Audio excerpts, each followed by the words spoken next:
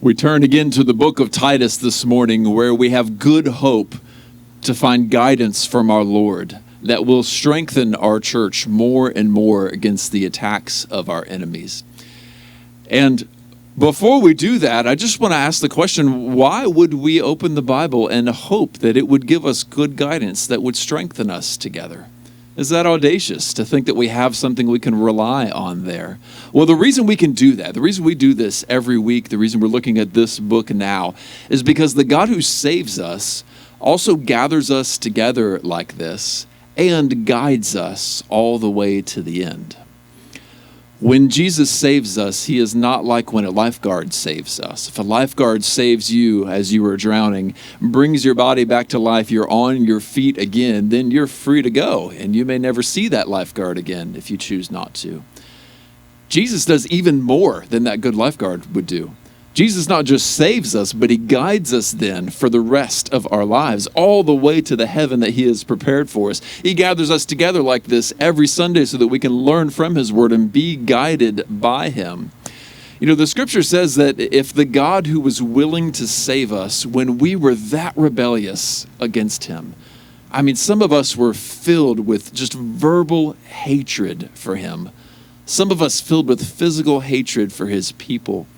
All of us resistant to his word, resistant to his teaching, unwilling to give him the worship that he was due. If we're in that kind of a state, and when we're like that, he's willing to not spare his own son, but give his own son for our sake to earn our forgiveness for us. If he's willing to do that when we're that low, how much more will he do now that he's saved us? How much more will he guide us together and give to us the great home he has prepared for us one day? So this is the Good Shepherd just shepherding his flock every week through his word. Now, there may be a few of you here who do not place your trust in Jesus, who do not call out to him to save you. And I want to call to you right now, turn to him, trust him to save you. You need to be saved. The greatest problem in your life is that you have rebelled against God, and he knows it. The God of the Bible is there. You need to be reconciled to him. The only way to receive that is to put your faith in Jesus, who has earned forgiveness for you by dying in your place on a criminal's cross, bearing shame, scoffing, and many other things that we deserved. Turn and put your trust in him.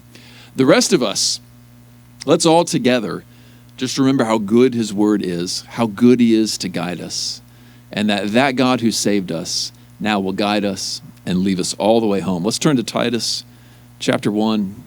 We'll start at verse 5 and we'll read all the way through verse 9.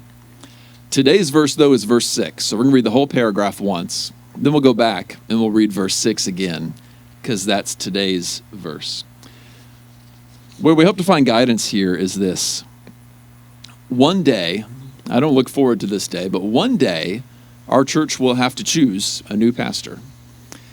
And I hope that one day our church chooses other pastors to stand alongside me and shepherd you alongside me. But even if we don't do that, one day God may call me somewhere, though I ask him to keep me here for a long time.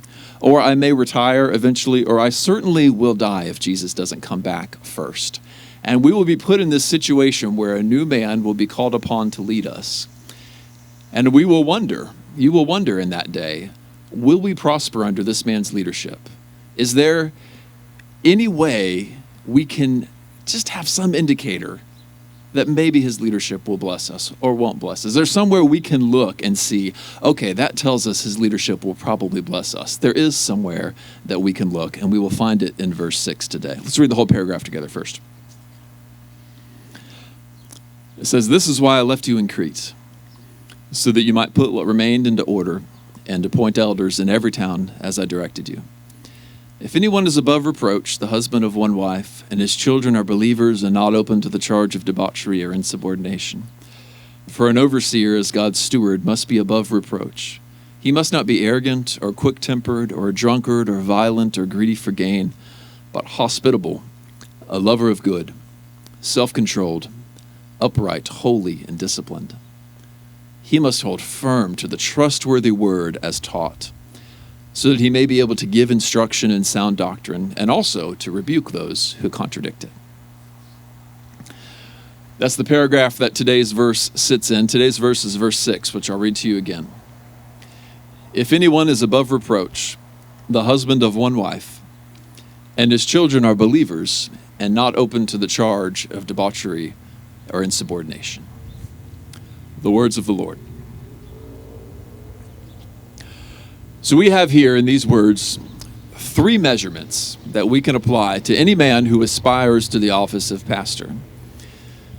We can use these 3 measurements to find if he is blameless and therefore able to pastor and shepherd a church. Through these words, God guards us against worldly expectations that we are tempted to place upon our leaders, and he keeps us from appointing the wrong men.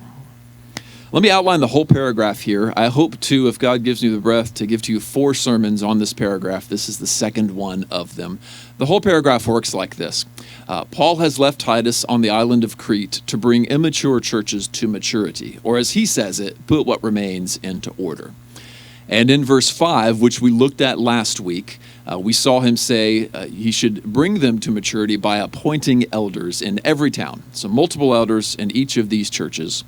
He will later call these elders overseers, and elsewhere in the Bible they're called pastors. We use the term pastor. So he's saying there, appoint multiple pastors in every town as he was directed to bring those churches to maturity. That was verse 5. But here's the difficulty with that. That doesn't work if you appoint the wrong men. You can have the right structure and the wrong men, and it doesn't work. In fact, I would rather have the wrong structure and holy men of God filling it than the right structure and wicked men filling the offices. And so Paul spends even more time outlining what the criteria are for these men that are to take this office of elder, overseer, pastor. And he sums it all up in one question, which we see in the beginning of verse 6 and again in the beginning of verse 7. Is he above reproach? You see that in the beginning of verse 6, if anyone is above reproach. Repeated in verse 7, for an overseer as God's steward must be above reproach. That's the main criteria. He's got to be blameless. He's got to be above reproach. We'll talk about what that means in a moment. He then gives to us 3 measurements we can apply to a man to see if he is blameless, above reproach, worthy to pastor a church. And those 3 measurements, as we will see in verse 6, are his leadership of his family. And then in verses 7 and 8, his character. You see many character qualities listed there in 7 and 8. Not arrogant, not greedy, things like that. And then verse 9, is he able to teach the Bible clearly? So next week I hope to talk to you about verses 7 and 8, and the following week verse 9, but today we focus on verse 6. Is he blameless? Does he lead his family well? Now, the main criteria here again is he blameless? Or your translations may say, is he above reproach? And what this comes down to is if he's a blameless man, you can appoint him. And if he's not a blameless man, you cannot appoint him. It's that simple. It's complicated, but it's that simple. What does blameless mean? What does above reproach mean? Well, it just means that you would not suspect him of any wrongdoing. In fact, if someone accused him of wrongdoing, your impulse would at least be to say, oh, not him. No, he's a good man. And God forbid if someone were to prove that he had done something very wrong, that he had abused someone, that he had embezzled money from the church, that he had stolen, that he had murdered, something like this, and it were proven, you would be shocked because you have seen him live, you've seen the way he treats his family, you've seen the way he treats others, and you can tell he is just not the sort of man who would do that thing. That kind of person, the kind of person you would not expect to do wrong when your back is turned to them. That's a blameless man. That's a man that's above reproach. And that is the core criteria for an elder, for an overseer, for a pastor. Is he blameless? Is he above reproach? Now, we don't just get that main criteria, we get 3 measurements we can apply too. And they relate together in an interesting way. It's very similar to when you go fishing and you want to take some of the fish home to eat it. You got the grill getting warm already and you want to get those fish in the boat. You want to take them back. You want to cook them. You reel a few fish in, you're going to apply a whole bunch of measurements to those fish to see if they're keepers or not. How long are they? How much do they weigh? What species of fish is it? Is it a good species for eating? Are there any contaminants in the water? All kinds of questions you ask, right? But you're really only asking one question. Can I eat this fish? If I can eat it without harming myself and harming the species, I'm going to keep it and I'm going to eat it. And if I can't, well, there may be any number of measurements I will use to get there, but I will throw it back because it's not a keeper. Well, evaluating candidates for elder, overseer, or pastor works the same way. There's really only one criteria. Is he blameless? Is he above reproach? But there are three measurements you can use, much like you would measure the length, the weight, and the species of a fish to see, is he above reproach? Can we keep him in the office? Can we put him into the office? And so today's point then is that only a man who leads his family well is blameless and is fit to pastor.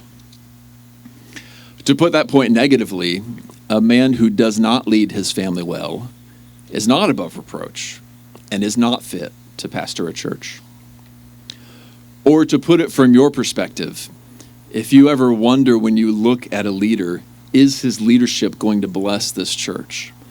Do we have any indication of whether he will guide us to good pastures?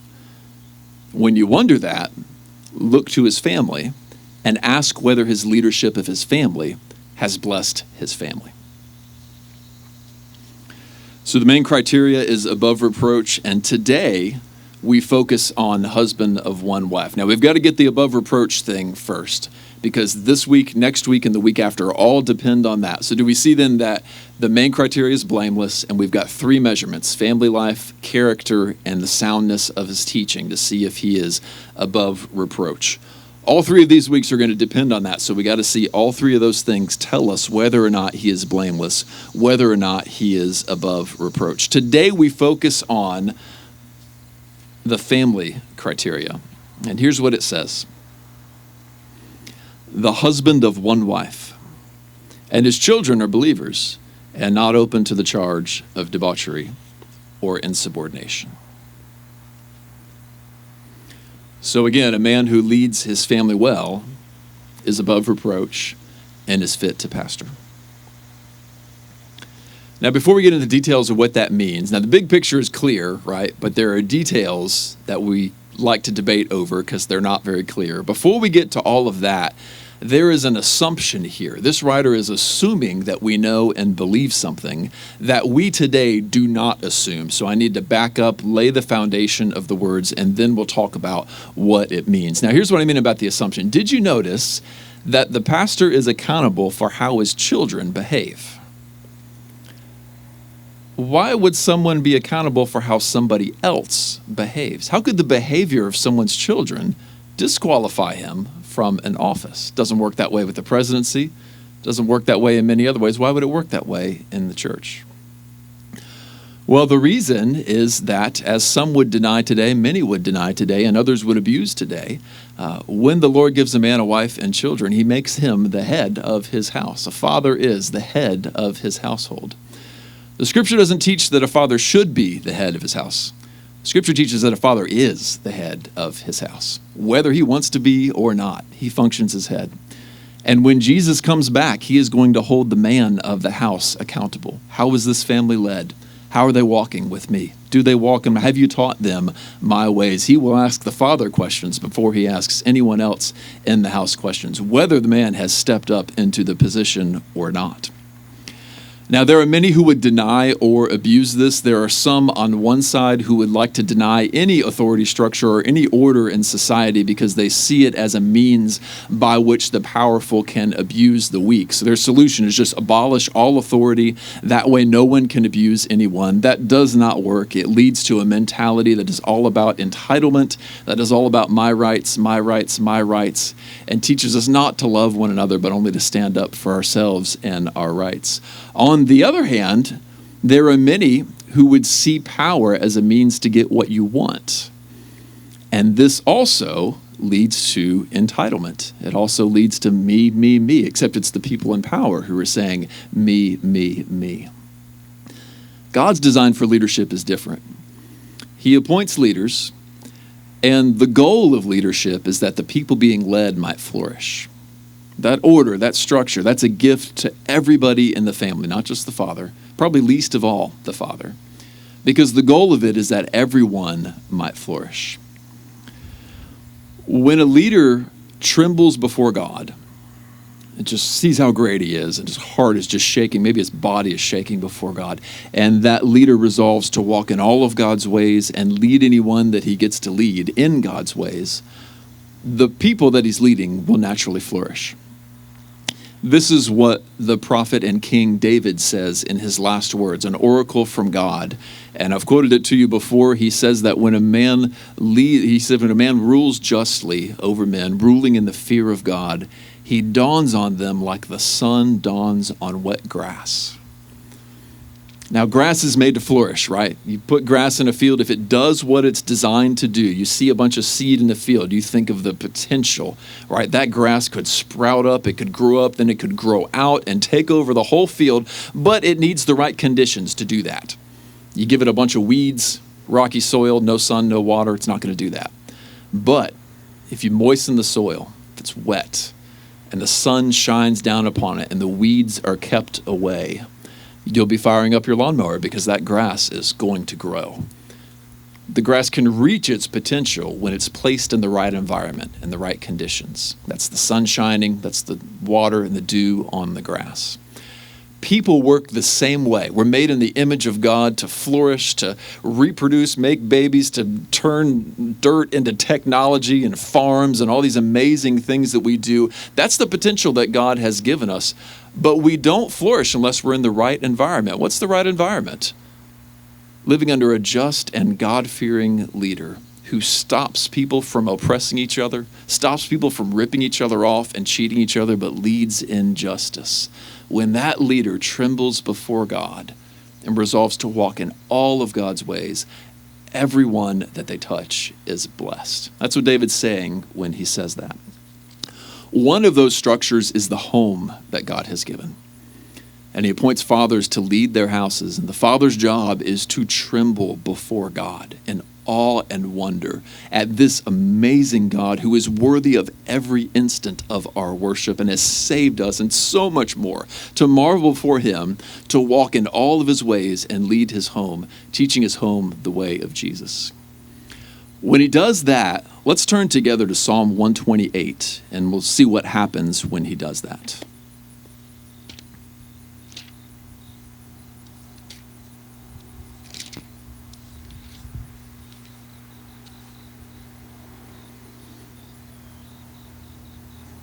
Psalm 128, I'll read the first 4 verses. 3 and 4 are the most important to the point. Blessed is everyone who fears the Lord, who walks in his ways. You shall eat of the fruit of the labor of your hands, shall be blessed, and it shall be well with you. And here's the point. Your wife will be like a fruitful vine within your house. Your children will be like olive shoots around your table. Behold, thus shall the man be blessed who fears the Lord. You see the connection? A God-fearing head of the house. What happens? Those children flourish. That wife flourishes. A wife who is led by a husband who loves Jesus, who she sees reading from the Bible every morning, every night, who she sees in prayer constantly, who leads her tenderly, who loves her as Christ loves the church as he is commanded to, who cares for her every need, who works hard to provide for her. Can you see how a wife in that kind of scenario is bound to flourish? The environment has been created for her to reach her full potential and to flourish. Children who are raised by a godly father who loves Jesus, who wake up in the morning and see their dad reading his Bible, who go to bed at night and see their dad cracking back open his Bible, who are disciplined lovingly by a man who has self-control, is not disciplining them out of anger but out of love for them, whose father opens the word with them every day and teaches them from the word, who guides them in truth and in righteousness, who provides well for them. Can you see how the environment has been created for the very best that is within those children to come out, for them to flourish? Just like the sun brings out the best in the grass when it is moist, a God-fearing head of household will bring out the best in that family. So if that's true, if the father, the husband, is the head of the house, and when he fears God and walks in the fear of God, the people he leads will flourish, Titus 1:6 makes all the sense in the world. If he's fit to pastor, he must be the husband of one wife, children either believers or faithful, we'll talk about which is the better rendering of that word in a minute, and not open to the charge of debauchery or insubordination. In other words, if his children are wild and out of control, in some way there is a lack of fear of God in the home, and it starts with the head of the household. And so we know then that that man's not ready to lead the church. Perhaps the Lord will grow him. Perhaps he will be ready to lead the church, but he's not above reproach yet. He's not blameless. He doesn't live in the fear of God yet, or we would be seeing a different thing in the house. So that's the big picture. If his leadership of his family is godly, if he is a good husband with good kids, that's the big picture, then he's a blameless man. He is above reproach, and we should consider him to shepherd our church. Big picture's nice. It's really inspiring. Gives me a lot of energy to lead my own home. I hope it does the same for you, fathers, wives of godly husbands. I hope it makes you rejoice that your husband is like that. A lot of fun we can have there in the big picture. But there are details that are unclear that we will have to wade through together and ask, what exactly do these things mean? And that's where we turn our attention next. What does husband of one wife mean? And when my translation at least says that his children must be believers, not open to the charge of debauchery or insubordination, does that mean his children have to be Christians? Is a man disqualified from pastoral office if one of his children has not come to Christ yet? What does that mean? Those are the details that we have argued as a church for centuries over this.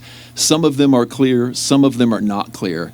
And I will do my best now to turn our attention to them, look at the text, see what they say, and give us as clear an answer as we can find as to what these things might be. So first, husband of one wife. What does that mean?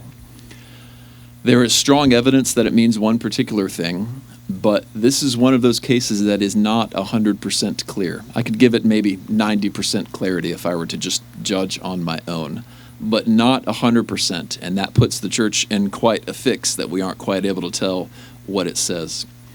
Here's the root of the problem. If we had not sinned at the Tower of Babel and the Lord had not confused our languages, it would be much easier to read and understand God's word.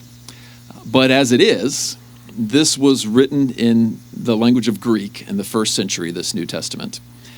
And even with some of the best translators in the world, there is still some uncertainty as to what the original authors meant, and this is one of them. In this case, the word in the Greek language for wife and the word for woman is the same word. And so when you see wife or woman in your New Testament, usually it's pretty clear which one he means, but it's never 100% certain because it's the same word. You can't tell from the word alone. In the same way, the word for husband and the word for man were the same word. A husband and wife were just a man and a woman in the Greek tongue. That's how they did, a man and a woman. And so as we read husband of one wife or man of one woman, from just a language perspective, we really can't tell which one he means. He could mean a candidate for pastor has to be the husband of one wife, which could mean a number of things. Or he could mean that a candidate for pastor has to be a one-woman man. And you know what that is. A man who's faithful to his wife, a man who's not given to immorality, and our day and age is not looking at pornography, is not falling to fantasy, a man who is faithful to his wife. That's the kind of man he's looking for. If he means one-woman man, that's what he means. But if he means husband of one wife, he could mean a number of things. He could mean a man who has only had one wife in his lifetime, never remarried after the death of a spouse, and has married. So that would eliminate men who have never been married. That would eliminate men who were once widows who God has given another wife to. It could mean that. I don't think it does. I'll tell you why later, but it could. Or it could mean that men who have been remarried after divorce are prohibited from the office of pastor.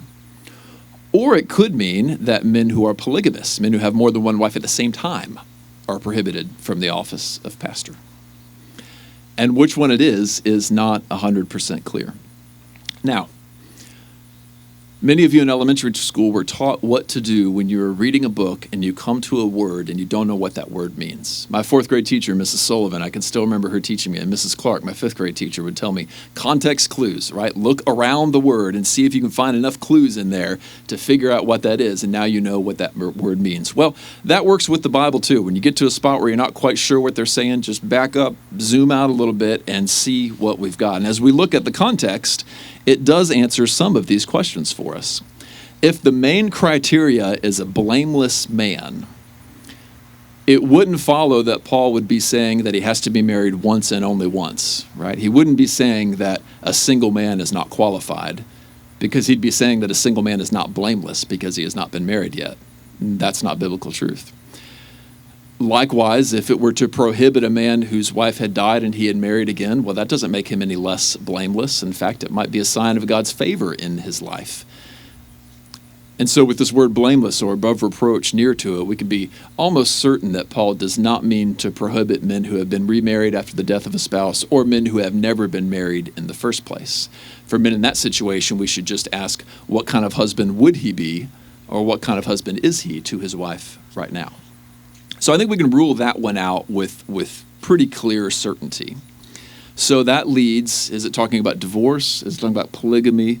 Or is it talking about just faithfulness and not falling to immorality? Which one is it? Well, to answer that, I look personally to the context of Crete itself, where the letter was written. And we ask, well, what were the problems? What kind of sins did people fall into in Crete that Paul might be writing against and saying a pastor can't participate in this stuff? And when we look that up, what we find is in Crete in the first century, polygamy was not a thing. Men who wanted to have more than one woman in their lives, they didn't use polygamy to get that. And divorce was also not really a thing. When men, if they lusted after other men's wives and got tired of their own wife, they didn't handle that through divorce. What was the problem in Cretan culture was rampant immorality. In Crete, if you didn't want to go to bed with your own wife that night and you wanted to go to bed with someone else, you just did it. That's how they lived. Throughout the ages, people used different ways to kind of get the lustful intentions of their hearts. That's what they did in Crete. Things are a little different today. Immorality was rampant. There were many husbands who were not faithful to their wives. And so I think it makes the most sense that Paul would be saying, a man who pastors the people of God cannot do these wicked things that the men and women of Crete are doing. He cannot be falling into immorality. He cannot be unfaithful to his wife. He's got to be a one-woman man. So that's how I take that personally. I take that with about 90% certainty that what he's saying here is that anyone who aspires to the office of pastor must be faithful to his wife. That's what he's saying. But here's the thing. That's not enough evidence to say for sure. You can't give that 100% certainty. So there's small possibility that it could be prohibiting men who have been remarried after divorce from serving as pastor. Again, I don't think it is, but it could be. And there's some possibility that he could just be referring to polygamy and just, if polygamy ever comes back in our culture, which I kind of fear it does, that he would be prohibiting that for the office of a pastor. So that puts us in kind of a fix, doesn't it? We've got to make church policy based on a passage that we really can't fully understand. It does not lack in clarity, but our eyes lack the ability to read it and understand exactly what Paul meant. The people in Crete knew what it meant, but we don't. And so what do we do as a church then? Well, for our almost 60-year history, we have had one pattern with this, because it probably means that men need to be faithful to their wives to serve as pastor. And we see the same phrase used for deacons in the book of 1 Timothy, so this extends to deacons as well, because it probably means that, but there is a chance that it may be prohibiting men who are remarried after a divorce from serving. We have several men in our congregation who are righteous men, blameless men, who are remarried after a divorce, who choose not to serve as deacon in our church, and that's why. Because there's uncertainty here in this verse, and we do not want to risk stepping over the line that God has made. A man does not want to risk serving in a way that God has not called him to serve. And so many of those men, I think I've talked to all of them, they choose voluntarily not to serve as deacons. That's what we do. That's how we handle a difficult passage that is unclear to us. We believe that it prohibits men who are unfaithful to their wives from serving, but we admit there is possibility that it could be prohibiting men who are remarried after divorce. While we are there, I do want to comment on that, though, because it would be very tempting to extend the words of this phrase even farther than that. Many churches do that. I think we're maybe tempted to do that, to extend this to a man whose wife had abandoned him and he chose to stay single for the rest of his life. Well, these words only prohibit, if anything, a man who is remarried after divorce. Not everyone who has divorced in their past. Likewise, they don't say anything about a man who marries a divorced woman. And so we can't take, at least from this verse, any of those kind of prohibitions. If we go that far, we are certainly going farther than this text, and we need to be careful in every occasion not to apply rules to people that the Bible does not apply to them. So if you're wrestling with that, this is one of the texts that you need to look at and think on that. We're all kind of trying to develop our positions on this together. I've talked to our deacons together. We're kind of all trying to figure this out together. My word to all of you is look at what the words say exactly. They may be prohibiting men who are remarried after divorce, but they're definitely not saying any more than that in some of those special cases. That's my word there. Let's move on to the next thing that is a little less clear here. And that is the question many ask of, well, does this saying that a man's children need to all be Christians before he can serve as a pastor? What if his wife has a baby? Do we just have to wait and see if the child comes to Christ and then he can serve as a pastor again? What would we do there if it says believers here? Well, the problem is the same as in the last verse, and the solution is the same as well. This word that is in my translation, his children are believers, it may be faithful in your translation. And the reason for that is that the Greek word for believer or Christian and the Greek word for reliable or faithful were the same word. And so when one is used, you have to just look at the context to see which one it is. You don't get a secret decoder ring that tells you which one it is. You got to put that back in the Cracker Jack box. But you can look at the context and see which one he means. I think the context is very clear here because the very next words answer the question for us. Now, if it is translated believer, that would mean that a pastor's children must be Christians. If it is translated faithful, reliable, if that's what Paul means, that would just mean that his children need to be obedient to him and need to be good, faithful kids. Well, we read on in the verse and we see which one it is. Are not open to the charge of debauchery or insubordination. I think that tells you right there which one it is. These are good kids that are faithful to their dad. I take with pretty strong certainty that this verse is not barring a man whose children are not all believers from serving as pastor. For that very reason, what it is calling is for a man's children to look up to him, to be obedient to him, to not be wild, rebellious, to not be living a party lifestyle, to not be into drugs, to not be into alcohol, to be good kids. And that is where we get our big picture from.